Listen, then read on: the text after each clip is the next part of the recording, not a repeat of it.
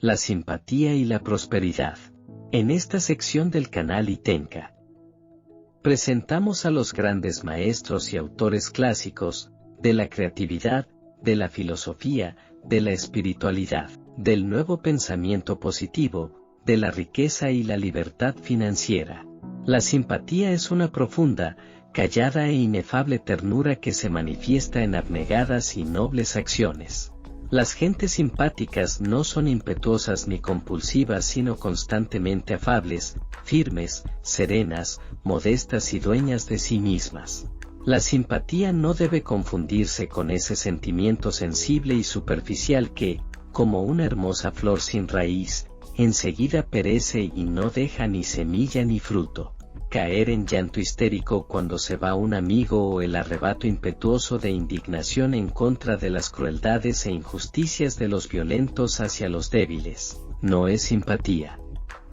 Si un sujeto es inhumano con su familia, humilla a su esposa, golpea a sus hijos, abusa de sus sirvientes o apuñala a sus vecinos con flechas de sarcasmo resentido, ¿qué hipocresía hay en hacer una manifestación de amor por la gente que sufre y permanecer impávido?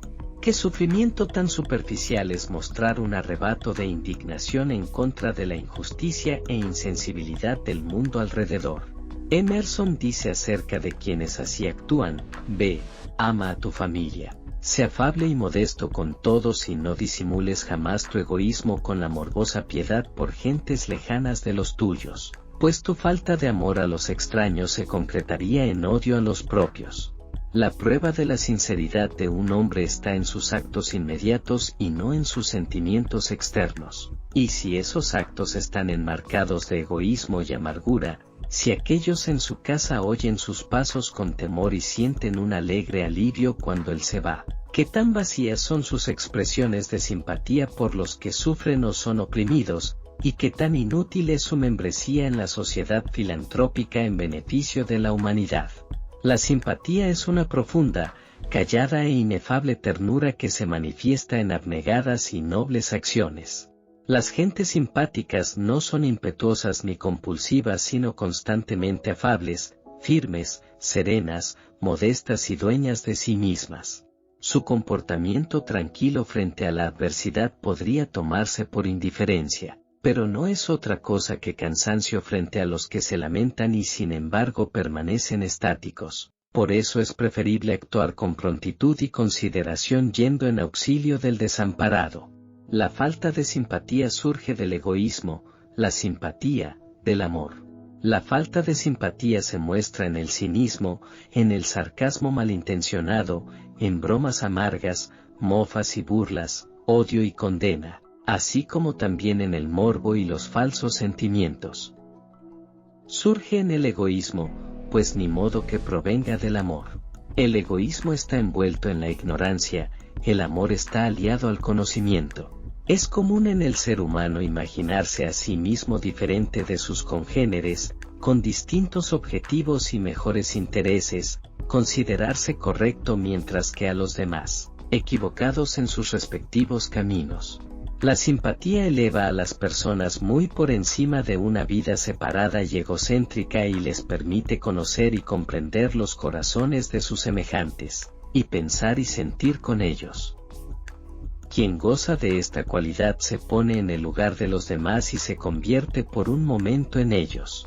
Como Walt Whitman, el gran escritor estadounidense del siglo XIX, en su descripción de los hospitales de sangre lo expresa: no le pregunto al que ha sido herido cómo se siente, porque en ese instante yo mismo me vuelvo esa persona herida. Es una impertinencia cuestionar al que sufre.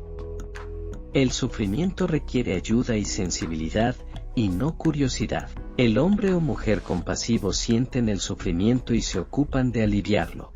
La simpatía no puede jactarse de sí misma, pues dejaría de existir si se centrara en la alabanza de sí misma. Si uno habla de sus muchas acciones de amabilidad y se queja del maltrato que ha recibido a cambio, entonces no ha hecho acciones amables y sinceras, sino que busca la vanagloria y merece la respuesta que le han dado. La simpatía, en su sentido real y profundo, es sentirse uno solo con nosotros en sus luchas y sufrimientos. Para que el hombre de simpatía sea genuino, él es, por así decirlo, como si fuera varios seres humanos en uno solo, pues es capaz de sentir como siente su prójimo. Ve con los ojos de otras gentes, escucha con sus oídos, piensa con sus mentes y siente con sus corazones. Él puede entender a los demás, aunque ellos sean completamente diferentes a él. El significado de sus vidas se le revela y se une a ellos en un espíritu de buena voluntad. Leamos a Balzac: el pobre me fascina, su hambre es mi hambre, estoy con él en su casa, sufro sus privaciones, siento los harapos del mendigo en mi espalda. En un instante me convierto en el hombre pobre y despreciado. No en balde dijo Cristo: cuanto hagáis por uno de esos pequeños, por mí lo hacéis. Así es, la simpatía nos lleva a los corazones de todos los hombres para unirnos con su sentir, y cuando ellos sufren, nosotros sentimos su dolor. Cuando están contentos, nosotros nos alegramos con ellos. Cuando son despreciados y perseguidos, nosotros espiritualmente descendemos con ellos a las profundidades y tomamos dentro de nuestros corazones su humillación y aflicción. El que goza de este espíritu de simpatía nunca puede ser cínico ni condenatorio.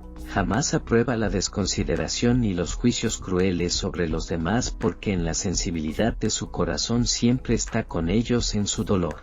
Pero para alcanzar esta simpatía madura hay que haber amado y sufrido mucho, y haber sondeado las oscuras profundidades del dolor. La simpatía surge de un conocimiento de las más profundas experiencias, de modo que el hombre haya apagado en su corazón la vanidad, la desconsideración y el egoísmo. Nadie puede sentir simpatía verdadera si no ha sido, al menos en cierta medida, un hombre de penas, que conoce el dolor. Pero esa pena y dolor deben haber pasado y alcanzado un estado de amabilidad y de calma constantes. El que ha sufrido demasiado y con su mucho sufrir venció al sufrimiento, el cual le produjo sabiduría, está en la capacidad de entender y consolar a su prójimo con simpatía pura, y cuando ha sido perfeccionado por el sufrimiento, en muchas direcciones, se convierte en un centro de descanso y de sanación para los sufridos y desconsolados que están afligidos con las penas que experimentan. Igual que una madre siente angustia por su sufrido hijo, el hombre de simpatía siente angustia por los afligidos. Así es la simpatía más alta y sagrada, es esa gran capacidad para prodigarle el bien a otro ser humano, y es necesaria en todas partes y todos los días. Pero, así como nos regocijamos por el hecho de que a cada instante de la vida hay gente verdaderamente compasiva, también percibimos que la severidad, el resentimiento y la crueldad son muy comunes. Estas duras cualidades traen sus propios sufrimientos, y por eso existen aquellos que fracasan en sus negocios o en un trabajo en particular debido a la severidad de sus temperamentos. Para una persona que es rencorosa o dura, fría y calculadora, la fuente de la simpatía se ha secado dentro de su ser. Su acalorada insensatez en algún caso, así como su crueldad fría en otro, la aislarán poco a poco de sus compañeros y de aquellos que la rodean, incluso a la hora del descanso. De modo que las posibilidades de prosperidad se alejarán de su vida, dejando a este cascarrabias con un fracaso solitario, y quizás en medio de una desesperación incurable.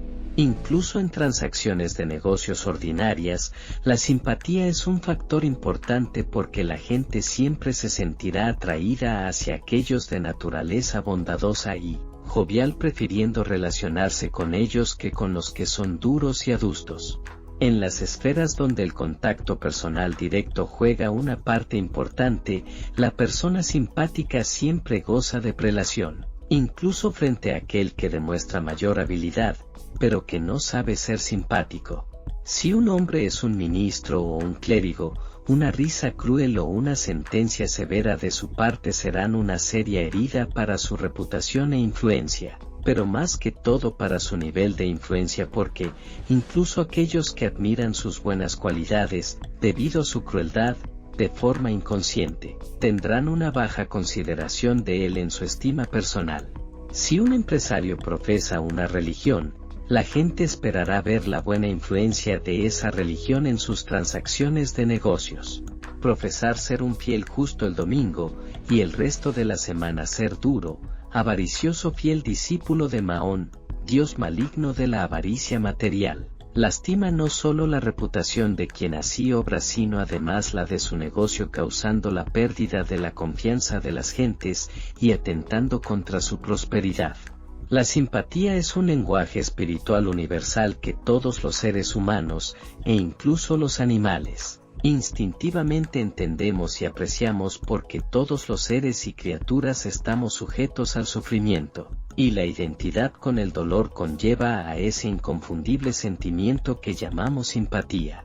El egoísmo empuja al hombre a protegerse a expensas de los demás, pero la simpatía lo empuja a proteger a otros incluso a costa de su sacrificio propio, y al lograr de esta manera no hay pérdida de ninguna clase porque, mientras los placeres del egoísmo son pequeños y pocos, las bendiciones de la simpatía son grandes y diversas. Quizás usted se pregunte, ¿cómo puede un empresario, cuyo objetivo es desarrollar su propio bienestar, practicar el sacrificio? Toda persona puede practicar el sacrificio justo donde ella está, y en la medida en que sea capaz de entender la necesidad de hacerlo. Si alguien sostiene que no puede practicar una virtud debido a sus circunstancias, entonces nunca llegará a practicarla, y si las circunstancias fueran diferentes, seguirían surgiendo otras excusas. La diligencia en los negocios no es incompatible con el sacrificio personal por los demás, pues la devoción hacia el deber comercial no significa egoísmo, ya que en los negocios también es posible poner en práctica la generosidad. Conozco a un empresario que, cuando un competidor trató de eliminarlo de los negocios, se eliminó a sí mismo y fracasó. Sin embargo, este empresario le ayudó a su competidor a reanudar su negocio. Verdaderamente, es un bello acto de sacrificio, y el hombre que lo hizo es hoy uno de los empresarios más exitosos y prósperos. Un acaudalado corredor que conocí se desbordaba con amabilidad exuberante y generosidad. Era tan ingenuo en todos los trucos del comercio como un recién nacido, pero su gran corazón y resuelta rectitud rápidamente le ayudaron a ganar amigos en todas partes a donde iba. Sus colegas se alegraban al verlo entrar a sus oficinas, tiendas o fábricas, y no solo por la buena y vigorizante influencia que traía con él, sino además porque sus negocios eran formales y dignos de confianza. Él era exitoso más que todo por su gran simpatía, pero una simpatía tan pura y libre de artimañas, que él mismo hasta hubiera negado que su éxito podía atribuírsele a esa cualidad. La empatía nunca dificultará el éxito. Es el egoísmo el que arruina y destruye todo. A medida que se incrementa la buena voluntad, la prosperidad del hombre también se incrementará, produciendo bendiciones espirituales y materiales en mayor abundancia. La empatía nunca dificultará el éxito. Es el egoísmo el que arruina y destruye todo. La hermosa virtud de la simpatía se cimienta sobre 4 aspectos: benevolencia, generosidad, nobleza, intuición. La benevolencia, cuando se desarrolla plenamente, no es un impulso pasajero sino una cualidad que permanece para siempre. Un impulso intermitente e inestable no es bondad, aunque pueda llamarse así. No hay belleza en la benevolencia, si a ésta le sigue el abuso. No hay amor en el espontáneo beso, si a éste le sigue un gesto de rencor. El regalo que parecía tan bello perderá su valor, si quien lo regala espera algo a cambio. Realizar alguna acción hacia otra persona por algún estímulo externo para satisfacernos, y para que poco después influya en ella, debe considerarse como debilidad de carácter, y es además una condición egoísta, porque actuar de manera aparentemente bondadosa hacia alguien, pero solo por conveniencia propia, es estar pensando en nadie más que en uno mismo. La verdadera benevolencia no necesita estímulos externos que la lleven a la acción. La verdadera benevolencia es inalterable y no necesita estímulos externos para forzarla a la acción. Es un pozo del cual las almas sedientas siempre pueden beber, y nunca se seca. La benevolencia, cuando es una virtud firme, se otorga no solo a los que nos agradan sino también a aquellos cuyas acciones sean contrarias a nuestro deseo y voluntad. Es un brillo constante y nunca una variable de agradable calidez. Hay algunas acciones crueles de las que muchos se arrepienten, hay otras de las que no hay necesidad de arrepentirse porque son acciones buenas. Sin embargo, llega el día en que hay quienes se arrepienten de todo lo cruel que han dicho y hecho, por más de que la alegría esté siempre con ellos por todo lo bondadoso que se dijeron e hicieron. La falta de benevolencia estropea el carácter del hombre, así como su rostro, conforme pasa el tiempo. De la misma forma, la bondad aflora en la manera de ser y en el aspecto físico. La benevolencia embellece el carácter y el rostro con el paso de los años, y le permite al hombre alcanzar esa perfección que sus habilidades intelectuales le otorgan. La prosperidad del hombre se añeja y enriquece por la benevolencia de su buena disposición hacia el prójimo. La generosidad acompaña al corazón benévolo. Si la benevolencia es la hermana amable y gentil, la generosidad es esa hermana fuerte y amorosa, un carácter libre, generoso y magnánimo siempre es atractivo e influyente. La miseria y la tacañería por lo general se repelen, son obscuras, apretadas, estrechas y frías. La benevolencia y la generosidad siempre atraen, son resplandecientes, agradables, abiertas y cálidas. Dar es una de las más amplias carreteras del crecimiento personal y el progreso. Dar es un deber tan importante como lo es obtener, y aquel que obtiene todo lo que puede y se rehúsa a dar, al final de cuentas no podrá obtener porque esta es una ley espiritual. No podemos obtener si no damos, así como no podemos dar si no obtenemos. El dar siempre ha sido enseñado por los grandes maestros religiosos como un gran e importante deber. Esto es porque dar es una de las carreteras más amplias del crecimiento personal y el progreso. Es un medio por el cual ponemos en práctica la generosidad y nos prevenimos de caer en el egoísmo. Implica que reconozcamos nuestro parentesco espiritual y social con nuestros congéneres y estar dispuestos a desprendernos de una porción de lo que hemos ganado y poseído, para el bien y bienestar de otros. El hombre codicioso, entre más tiene, sigue hambriento por más, y se rehúsa a perder su dominio sobre su reserva acumulada, así como hace una bestia salvaje con su presa. Actuar de esta manera es retroceder, quedarse afuera de todas las grandes cualidades que producen alegría. Es privarse de la libre y vivificante comunión con corazones humanos generosos y felices.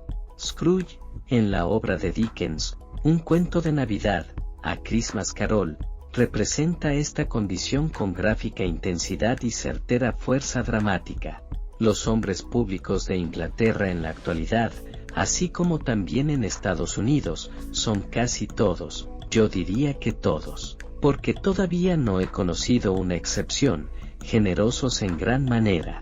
Estos hombres, alcaldes, intendentes, magistrados, consejeros de la ciudad y de pueblo, y todos los que ocupan responsablemente oficinas públicas, siendo bastante exitosos en el manejo de sus propios asuntos privados, son considerados los mejores por su manejo de los asuntos públicos. Innumerables instituciones nobles son testigos perpetuos de toda su generosidad. No he podido encontrar ninguna verdad sustancial en acusación, tan seguido arrojada en contra de tales hombres por los envidiosos y fallidos, de que sus riquezas se han hecho fraudulentamente. Sin ser perfectos, ellos son de clase honorable, resueltos, vigorosos, generosos, exitosos, y han adquirido riqueza y honor por pura laboriosidad, habilidad y rectitud. Deja que el hombre cuide su codicia, mezquindad, envidia, celos y sospechas, porque estas mismas, si las guarda, le robarán lo que es mejor en la vida, incluso lo mejor de las cosas materiales, así como también lo mejor de su carácter y felicidad. Deja, en cambio, que el hombre generoso sea liberal de corazón y amplio de manos, magnánimo y confiable, no solo al dar su fortuna alegremente y a menudo, sino al permitir a sus amigos y compañeros libertad de pensamiento y acción. Déjenlo proceder de tal manera, y honor, abundancia y prosperidad vendrán a tocar a su puerta como sus amigos e invitados. La nobleza está íntimamente relacionada con la divinidad. Quizá ninguna cualidad esté tan alejada de todo lo que es ordinario, brutal y egoísta como la nobleza, de modo que, cuando alguien es en verdad noble, también tiene algo de divino. Esta cualidad solo se puede obtener después de mucha experiencia y a través de una gran autodisciplina. Se establece en el corazón del ser humano cuando ha controlado y comprometido a sujeción sus pasiones animales. Sus signos externos son una voz grave, clara, distinta, firme, pero de tranquila dicción, libre de excitación, violencia o resentimiento, más que nada, ante circunstancias agravantes. Si hay una cualidad que, por encima de las otras, debe distinguir al hombre religioso, debe ser la nobleza, porque es fruto de una vida espiritual. El hombre groseramente agresivo es una ofensa para mentes cultivadas y corazones generosos. La palabra caballero no se ha apartado totalmente de su significado original, se sigue aplicando a alguien que es modesto, sereno y considerado con los sentimientos y el bienestar de otros. Un caballero, cuyo comportamiento se rige por la amabilidad y la bondad, siempre es amado, sea cual sea su origen. La gente busca pleitos, hace una demostración, en sus discusiones y recriminaciones, de su ignorancia y falta de cultura. El hombre que se ha perfeccionado en su nobleza nunca pelea ni regresa la mala palabra, sino que la deja ir o la recibe con una respuesta gentil que es mucho más poderosa que la ira.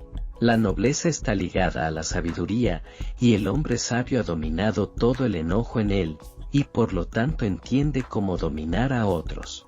El caballero está a salvo de casi todas las alteraciones y confusiones con las que los hombres incontrolados se afligen, mientras que estos últimos se desgastan con tensiones innecesarias y derrochadoras. El que es caballero está tranquilo y sereno, y tal tranquilidad y serenidad son fuertes para ganar en la batalla de la vida.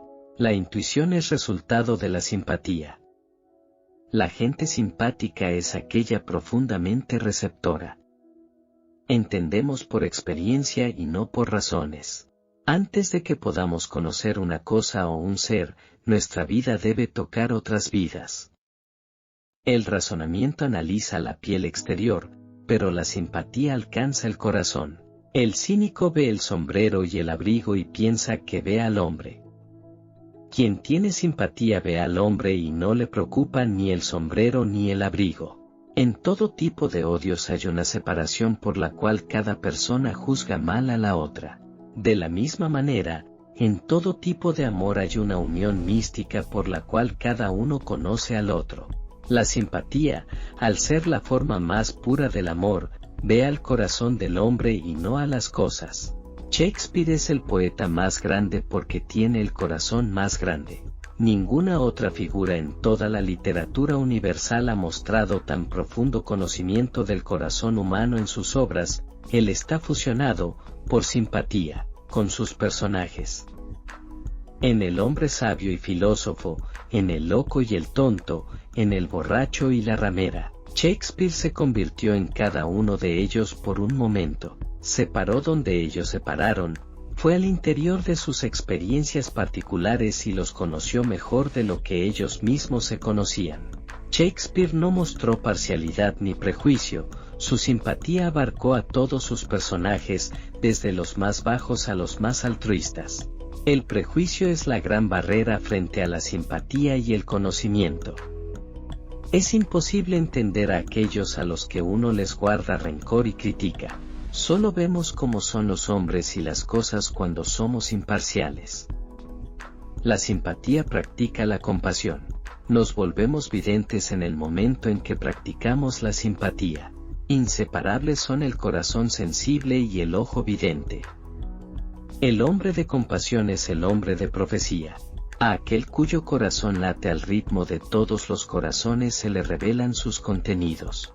Tampoco el pasado y el futuro son más un misterio insoluble para el que practica la simpatía. Su intuición moral percibe el círculo perfecto de la vida humana. La intuición eleva al hombre hacia la conciencia de libertad proporcionándole alegría y poder. Su espíritu inhala alegría como sus pulmones inhalan aire. No hay más temores hacia sus compañeros ni competencia ni tiempos difíciles ni enemigos ni cosa que se le parezca. Estas ilusiones arrastradas han desaparecido para este hombre y han abierto ante su visión despierta un reino de grandeza y esplendor.